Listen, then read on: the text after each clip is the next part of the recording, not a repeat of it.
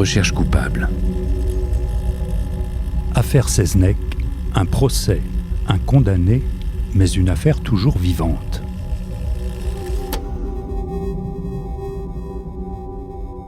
Il y a 100 ans, le 24 octobre 1924, s'ouvrait le procès de Guillaume Seznec aux assises à Quimper. Un procès retentissant.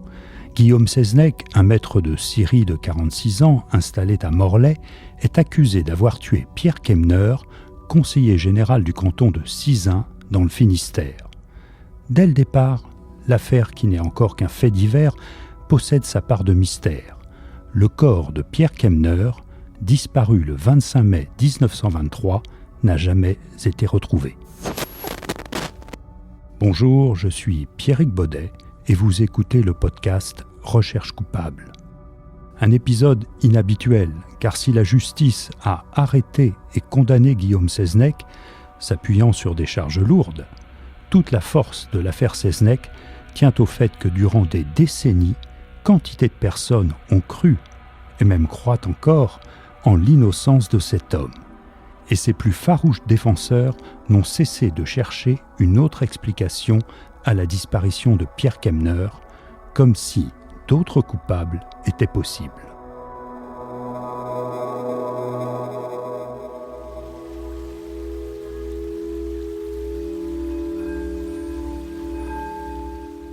L'affaire Seznec naît le 25 mai 1923 à 5 heures du matin. Pierre Kemner, bientôt 46 ans, et Guillaume Seznec, 45 ans, qui traînent à bord d'une Cadillac pour vendre cette belle auto américaine d'occasion à Paris. Et probablement par la suite conclure un marché destiné à revendre d'autres de ces voitures issues des stocks américains. Après différentes pannes sur le trajet, les deux hommes dînent au restaurant Le Plat d'Étain à Houdan dans les Yvelines vers 21h. En repartant vers 22h, ils heurtent une barrière à la gare de cette même commune où plusieurs témoins les reconnaissent, dont le chef de gare. Ces derniers certifieront plus tard aux enquêteurs que les deux hommes ont repris ensemble la route de Paris. Ce n'est pas la version de Guillaume Seznec. Lui soutient avoir déposé Pierre Kemner dans une gare, l'élu préférant terminer le trajet jusqu'à Paris en train. Mais à partir de cette soirée du 25 mai 1923, plus personne ne reverra Pierre Kemner. Le 26 mai au matin, vers 5 heures, un paysan trouve Guillaume Seznec seul en panne d'essence dans les environs du village de Queux-les-Yvelines. Il lui cède quelques bidons et le maître de scierie repart, mais cette fois en direction de la Bretagne. Bien que se trouvant à moins de 50 km de la capitale, il choisit de revenir à Morlaix pour faire réparer sa voiture, où il arrivera le lundi matin 28 mai.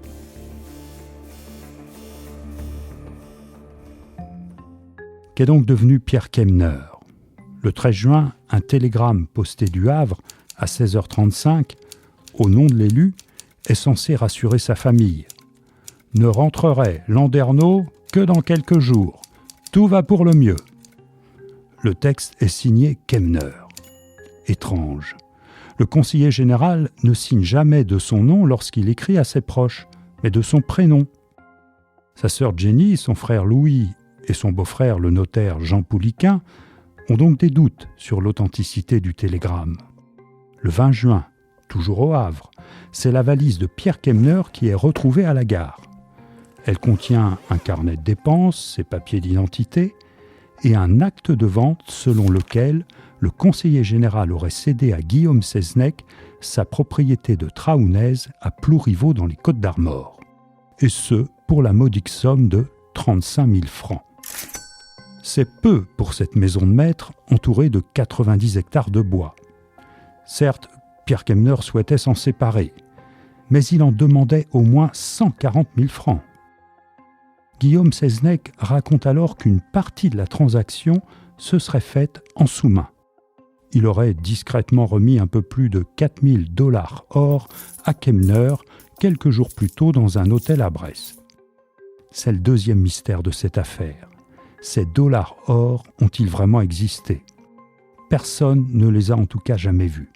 Du moins, pas une telle quantité, et les policiers ont fini par être persuadés que ce bas de laine en or était à ranger au rang des inventions. C'est dans ce contexte que s'ouvre le procès de Guillaume Seznec le 24 octobre 1924 à Quimper, qui va durer jusqu'au 4 novembre. Près de 150 témoins doivent être entendus. Les chroniqueurs de la presse nationale ont fait le déplacement. Et les débats sont présidés par le magistrat Tom Ernest Dolin du Fresnel, un président de cour d'assises d'expérience, comme le rappelle l'historien Michel Pierre, auteur du livre « L'impossible innocence, histoire de l'affaire Seznec ». Le président, M. Dolin du Fresnel, était un magistrat très connu, blanchi sous le harnais, qui a mené du reste les débats d'une manière tout à fait exemplaire.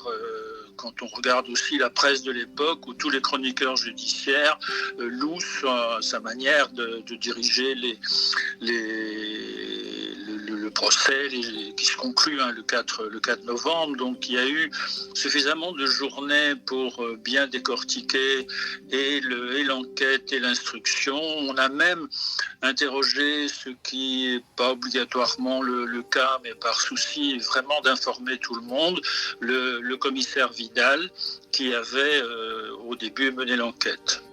Donc on a vraiment quelque chose qui se passe tout à fait normalement, avec les témoins à charge et à décharge, avec alors parfois on a dit que les témoins policiers étaient surreprésentés. C'est pas le cas. Les 12 jurés ont entendu à la fois la défense, les charges, etc. Donc c'est un procès qui a été considéré comme exemplaire. Et dans le dossier personnel, par exemple, de Dolin du Fresnel, du magistrat, on trouve une appréciation de sa hiérarchie précisant comment il avait parfaitement dirigé une affaire qui était extrêmement délicate.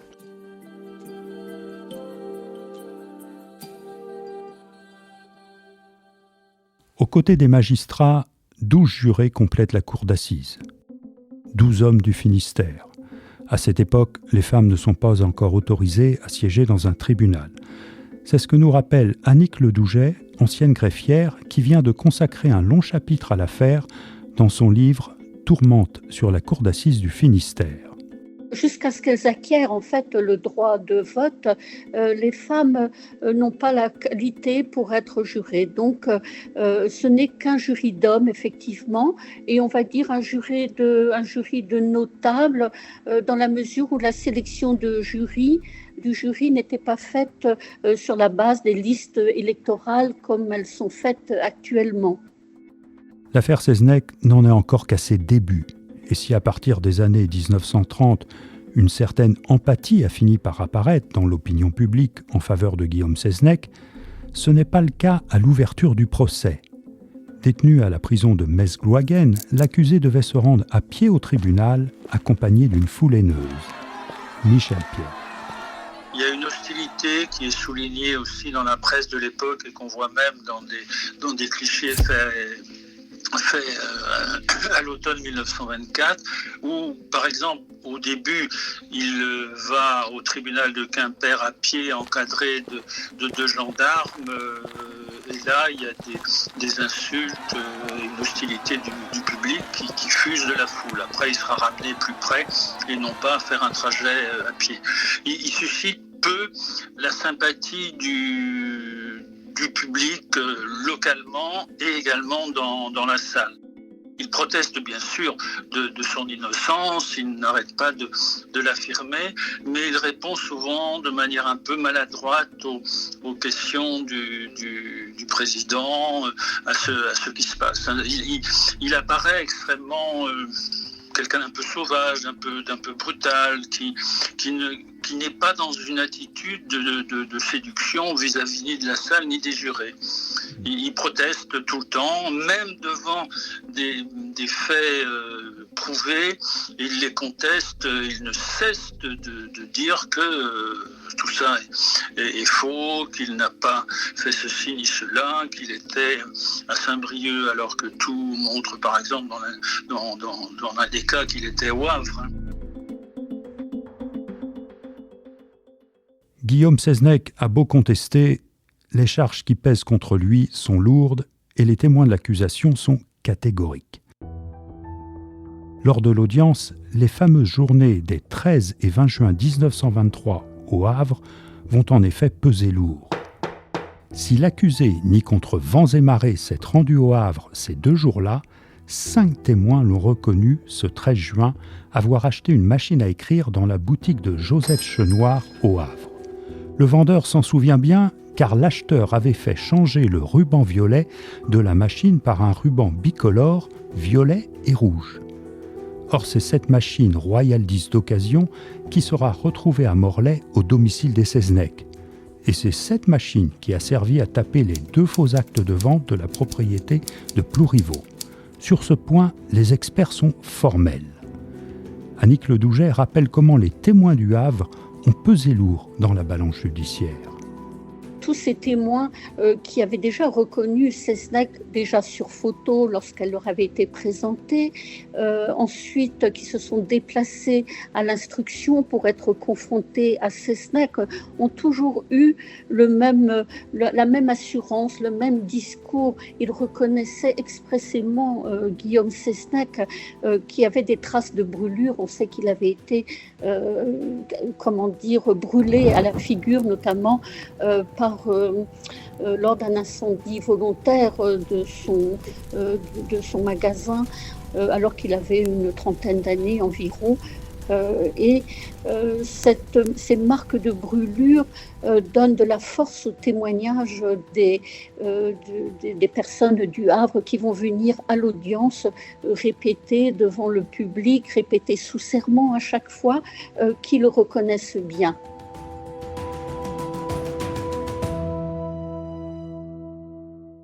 Ces témoins ont beau être sur d'eux, mais tout enquêteur vous dira qu'un témoignage, aussi affirmatif soit-il, demeure fragile. Ce qui trouble peut-être davantage encore la cour d'assises, c'est que Guillaume Seznec ne parvient pas à fournir un alibi convaincant pour ces 2 journées cruciales. Michel Pierre. Il aurait suffi à Guillaume Seznec de parfaitement prouver qu'il ne pouvait être au Havre ni le 13 juin 1923, ni le 20 juin 1923, où on l'a vu 2 fois. La première fois, le 13, pour acheter la machine à écrire qui va taper les fausses promesses de vente, et une autre fois, le 20, où il dépose la valise de Kemner au Havre. Et sur ces 2 journées, il aurait suffi que la défense ou que Seznec prouve qu'il ne pouvait pas être au Havre puisqu'il était à tel ou tel endroit en Bretagne. Tout ça, ça a été pour lui incapable de le montrer, de le prouver et de donner un véritable alibi. Une grande partie, pas que, du procès va tourner autour de ces 2 journées cruciales. Lorsqu'il y a eu une enquête dans tous les hôtels, et c'est quand même pas des centaines de solutions d'hébergement dans le Saint-Brieuc de l'époque, aucune fiche au nom de Seznec n'a été relevée. Et quand on lui en fait la remarque, il dit non, là c'est passé comme ça, mais il est incapable lui-même de dire dans quel hôtel il avait dormi à Saint-Brieuc à ce moment-là. Or, l'offre hôtelière n'est pas si considérable pour totalement oublier l'endroit où on peut dormir en 1923.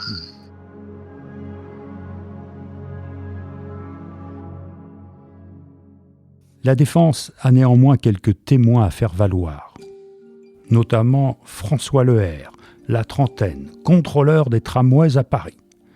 Il affirme avoir rencontré Pierre Kemner à Paris le 26 mai 1923, soit le lendemain de la disparition du conseiller général et alors que Guillaume Seznec avait entamé son chemin du retour vers Morlaix. Dans son livre « L'affaire Kemner-Seznec », le journaliste Bernays Rouz rappelle les propos rapportés par François Leher au sujet de la conversation qu'il aurait eue ce 26 mai 1923 avec l'élu finistérien. Nous nous sommes serrés la main et nous nous sommes mis à parler en breton. Je lui ai expliqué ma situation, assez gêné, et je lui ai dit entre autres que ma petite fille avait été opérée par le docteur Pouliquin à Brest. Je lui ai expliqué également pourquoi j'étais parti de Pont-de-Croix. Mais au procès, ce témoin fait mauvaise impression dès son arrivée. Il déboule en motocyclette alors qu'il perçoit une pension d'invalidité. Annick Ledouget. François Leher qui venait indiquer avoir croisé Kemener postérieurement à la date de sa disparition présumée, faisait qu'il innocentait de fait Seznec dans la mesure où ça voulait dire qu'il n'y avait pas eu de crime, que Kemener était en vie et vagabondait dans la ville de Paris. Et ça va se retourner contre Seznec parce que Leher était une personne non fiable et lors de l'audience, il va être laminé par les différents témoignages qui le concernent, des témoins menés par le maire de Pont-Croix où il habitait à cette époque en particulier. Cet homme va le définir comme un menteur pathologique, comme une personne violente, et non seulement violente, mais dépravée et coupable d'infractions sexuelles.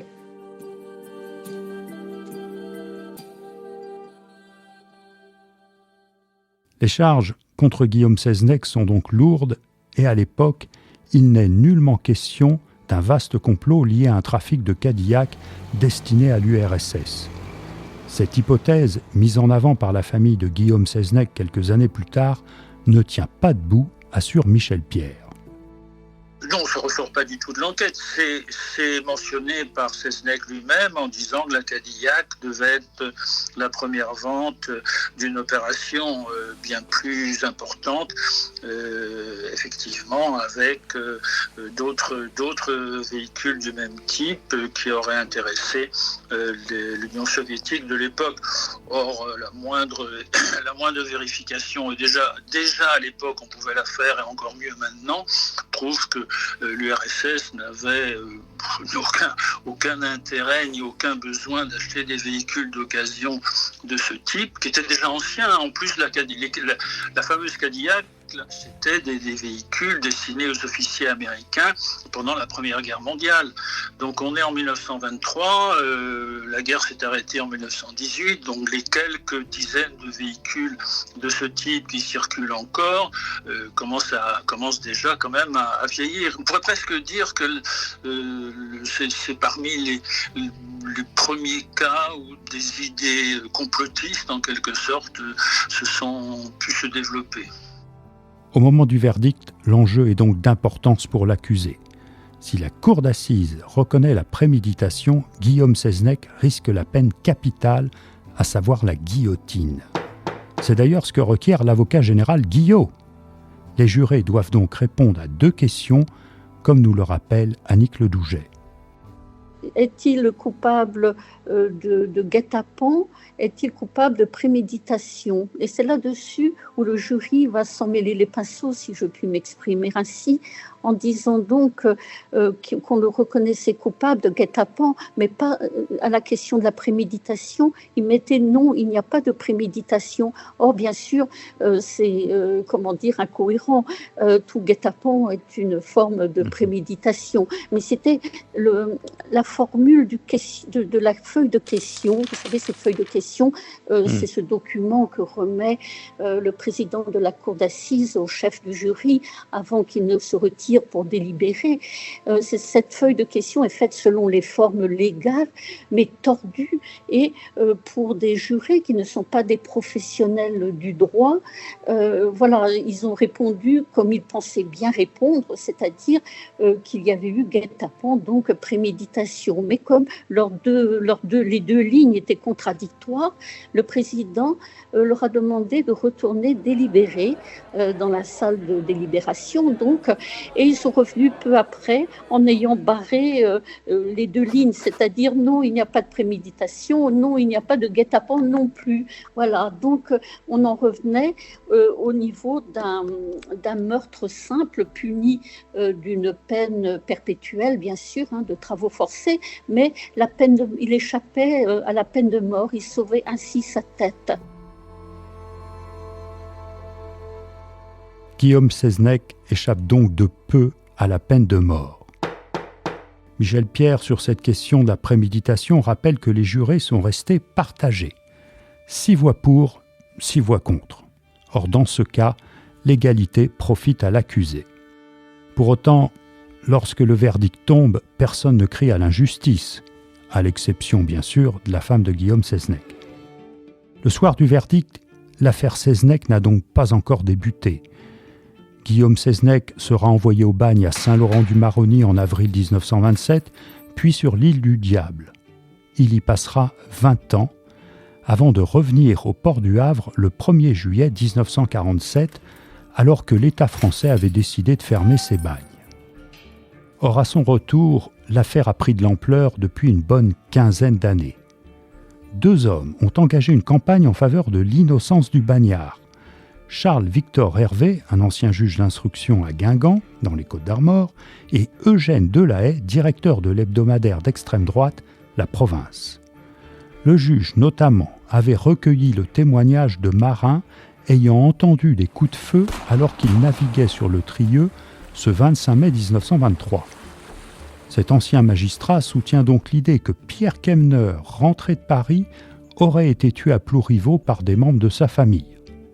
Seul problème à cette hypothèse, le 25 mai, Pierre Kemner est en compagnie de Guillaume Seznec. Un drôle de personnage, ce Charles-Victor Hervé, comme le rappelle Annick Ledouget.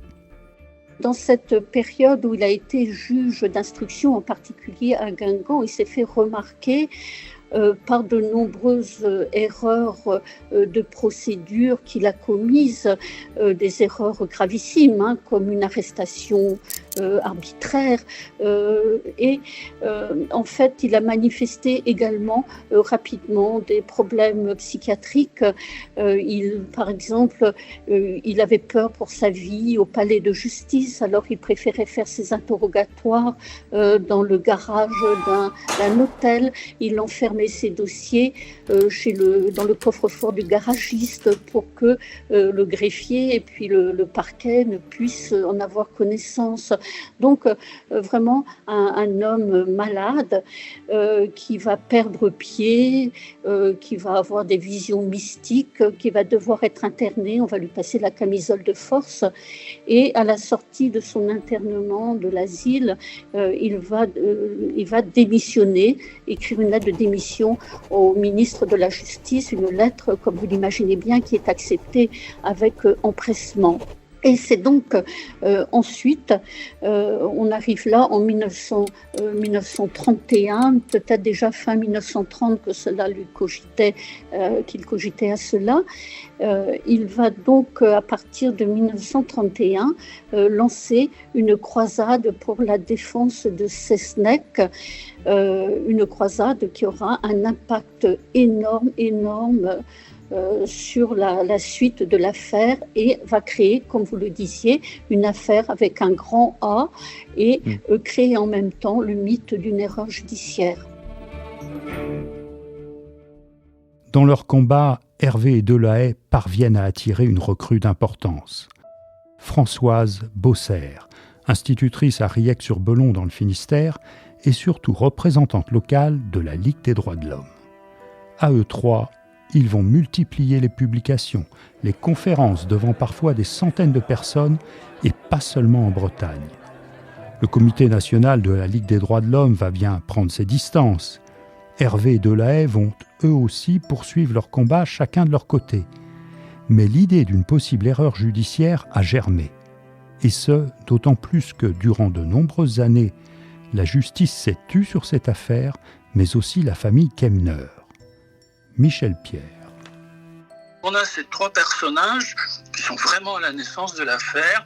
Un juge qui n'a pas complètement toutes ses facultés mentales, un journaliste qui a des intérêts idéologiques et politiques, et une institutrice qui elle, le fait absolument par conviction totale, quoi. Donc il n'y a aucun calcul, bien sûr, personnel chez Madame Bosser. Elle va le faire en étant, elle aussi, jusqu'au bout, totalement persuadée d'une erreur judiciaire. c'est une femme qui était, de tout ce qu'on voit, de tout ce qu'on peut savoir, tout à fait exceptionnelle. Vraiment le cœur sur la main, c'est Zola et l'affaire Dreyfus, quoi. C'est vraiment une conviction sans bien se rendre compte de ce qu'est Delahaye, ni des fragilités de Hervé. Mais ce trio va être redoutable d'un point de vue médiatique, puisqu'à partir de là, eh bien, ce sera une campagne de presse relayée aussi par d'autres quotidiens, cette fois-ci à Paris, et des campagnes d'opinion avec des réunions drainant des centaines de personnes qui vont réclamer justice pour l'innocent qu'on a envoyé au bagne. Cette idée perdurera encore plusieurs décennies. Elle sera notamment portée avec vigueur par l'un des petits-fils de Guillaume Seznec, Denis Le R. Seznec. Ce dernier a bien tenté de faire valoir divers points obscurs de l'affaire, notamment que l'un des inspecteurs, Bonny, aurait eu un comportement trouble. Le personnage était sulfureux, il a collaboré durant la Seconde Guerre. Mais 20 ans plus tôt, au cours de l'enquête sur la disparition de Pierre Kemner, cet inspecteur stagiaire n'avait eu qu'un rôle secondaire. Au final, aucune des 14 demandes de révision défendues par la famille Seznec ou la dernière initiée par la ministre de la Justice Marie-Lise Lebranchu n'aboutira. Le dernier rejet date désormais de 2006.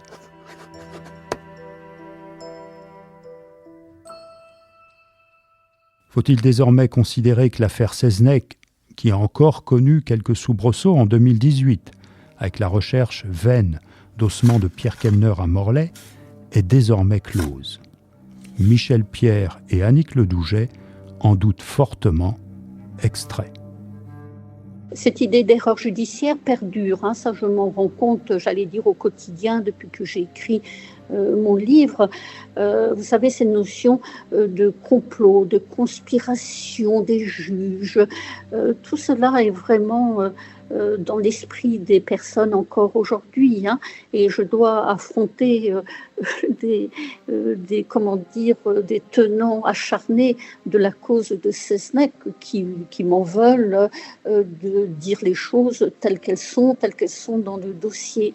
Voilà, en fait, l'imaginaire est marqué par cela, et j'ai même eu une réaction récemment d'une personne qui me disait avoir été très triste de la lecture de mon livre parce que cela lui rabotait toutes ses convictions et elle était complètement désemparée. C'est vous dire la force des croyances en fait autour de l'erreur judiciaire encore aujourd'hui.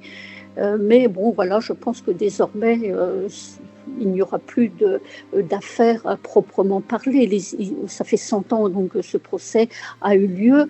Les historiens peuvent s'en saisir aujourd'hui et ramener les choses à leur juste mesure. Il y a toujours des partisans de l'innocence de Seznec et des gens qui cherchent à montrer que c'est une machination policière, on a voulu cacher une affaire d'État, non, c'est pas complètement clos. Alors évidemment, ça disparaît des mémoires un siècle après. Il y a beaucoup de jeunes lecteurs ou autres qui n'ont plus entendu parler de cette histoire.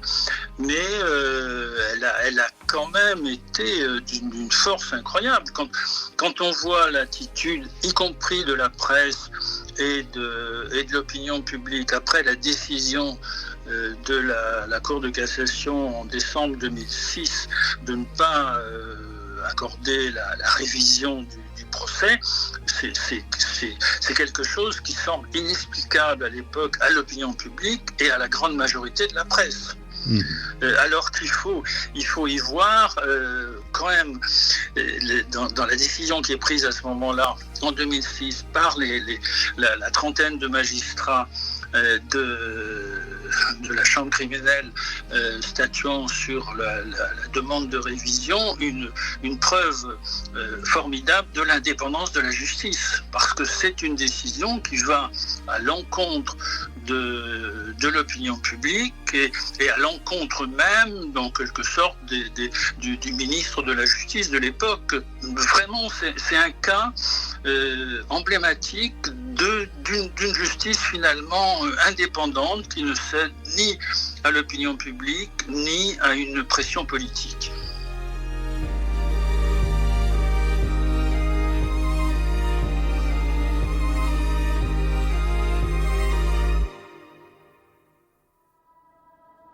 Recherche coupable, une série du Mur des podcasts d'Ouest France.